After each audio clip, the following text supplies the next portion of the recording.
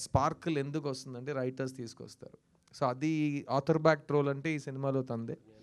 And నాకైతే తను perform చేసిన విధానం, అందులో ఒక ఇన్నసెన్స్ ఉంది, అట్ ద సేమ్ టైం చిలిపితనం ఉంది, అట్ ద సేమ్ టైం మీరు బబ్లీ క్యారెక్టర్ అన్నారు కదా, నేను జెనీలియాతో ఈ సినిమా షూట్ చేస్తున్నప్పుడు అన్నా, ఈ బబ్లీ అనే మాట గురించి ఈ సినిమాలో నేను ఒక కౌంటర్ చెప్పాను, అది నువ్వు చూసి కన్ఫర్మ్గా నాకు ఫోన్ చేస్తావు అని జెనీలియాతో చెప్పా.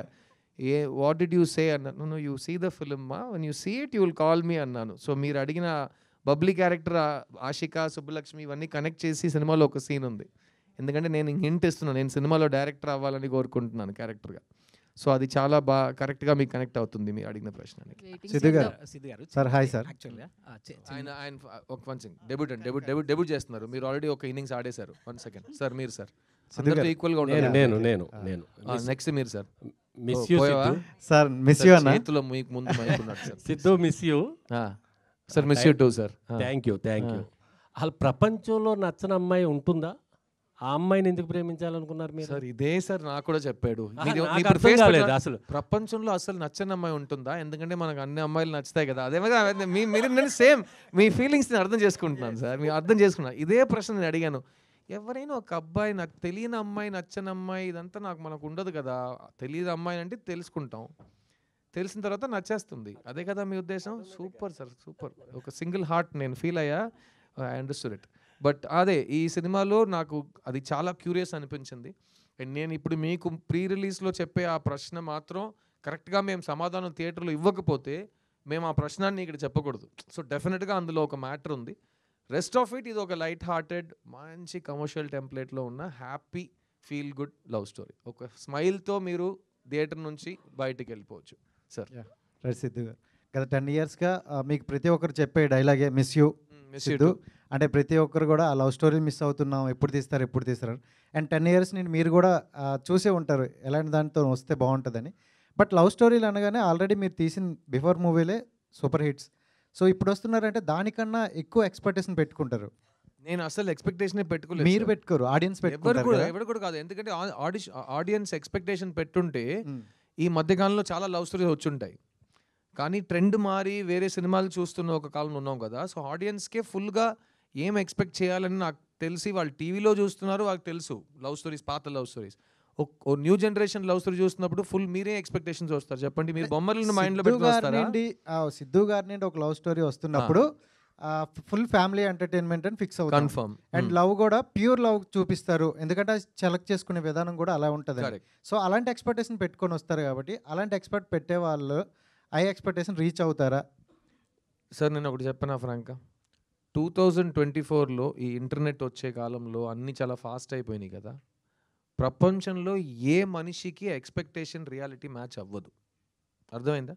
ఎందుకంటే మీరు ఎక్స్పెక్టేషన్కి ఒక కొత్త వర్డ్ ఉంది, హైప్. హైప్ ఇస్ ఆల్వేస్ ఎక్కువ. హైప్ని ఎవరు మ్యాచ్ చేయలేరు.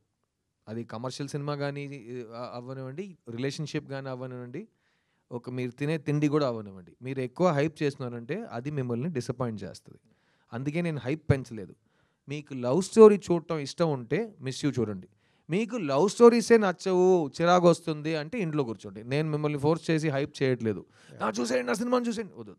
మీకు లవ్ స్టోరీస్ నచ్చితే కనుక, ప్లస్ మీకు దగ్గర పక్కన మీ చుట్టాల్లో కానీ మీ ఫ్రెండ్స్లో కానీ ఆడాళ్ళు ఉంటే వాళ్ళకి సినిమా నచ్చుతుంది. వాళ్ళని మీరు ఇంప్రెస్ చేద్దాం అనుకున్నారంటే ప్లీజ్ సిద్ధు సినిమాకి తీసుకురండి. ఎందుకంటే అమ్మాయిలకి అయితే ఈ సినిమా విపరీతంగా నచ్చుతుంది. ఎందుకంటే ఈ మధ్యకాలంలో అమ్మాయిల్ని ఫుల్గా కవర్ చేసే ప్లజెంట్ స్వీట్ లవ్ స్టోరీస్ చాలా తక్కువ వస్తున్నాయి కాబట్టి. అంటే సంక్రాంతి నాది అని ఒక డైలాగ్ అన్నారు. ఒకప్పుడు నేను సంక్రాంతిలో పుట్టానండి. అదే ఇప్పుడు కూడా సంక్రాంతి అన్నారు కదా, అంటే కొంచెం పాజిటివ్ వైబ్ అండ్ తెలుగు రాష్ట్రాలకు మంచి పండగ. సో అదే సంక్రాంతిలో వస్తే బాగుండేమో అని అనుకుంటున్నా. బట్ మీకు ఎప్పుడైనా అనిపించలేదా ఆ టైంలో వస్తే బాగుండని?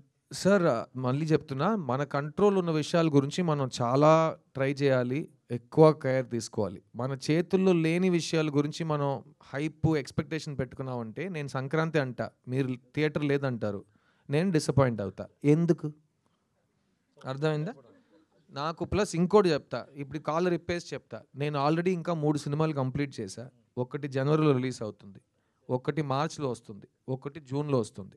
నేను ఈ డేట్ ఇది మిస్ అయితే కనుక, నీకు నెక్స్ట్ వీక్ పుష్ప కానీ వేరే సినిమా కానీ వస్తున్నా, నేను ఈ డేట్ మిస్ చేసినా ఈ డేట్ నా జనవరికి వెళ్ళిపోతుంది.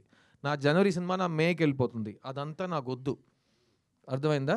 ప్లస్ చిత్తా అనే సినిమా తర్వాత ఒక యాక్టర్ ఎలాగో 20 years నుంచి అతని దగ్గర వచ్చే ప్రాజెక్ట్స్లో బెస్ట్ సెలెక్ట్ చేసుకుంటాడు. ఇప్పుడు చిత్తా తర్వాత నాకు చాలా బెస్ట్ స్క్రిప్ట్స్ వస్తున్నాయి, ఎందుకంటే సడన్గా ఇతను మంచి యాక్టర్ కదా అని చాలామంది వేకప్ అయ్యారు. సో చాలా మంచిది, అందుకే విజయం సాధించాలి, ఎలాగైనా విజయం సాధించాలి. సో ఆ చిత్తా విజయం ఇచ్చిన బాధ్యత ఒకవైపు ఉంటే చాలా మంచి స్క్రిప్ట్స్ వస్తున్నాయి. అందులో 3 ఫస్ట్ 3లో ఫస్ట్ ఇది, ఫస్ట్ మిస్ యూ, సెకండ్ జనవరిలో టెస్ట్ అనే సినిమా వస్తుంది, నేను మాధవన్ నయనతార కలిసి నటించాం.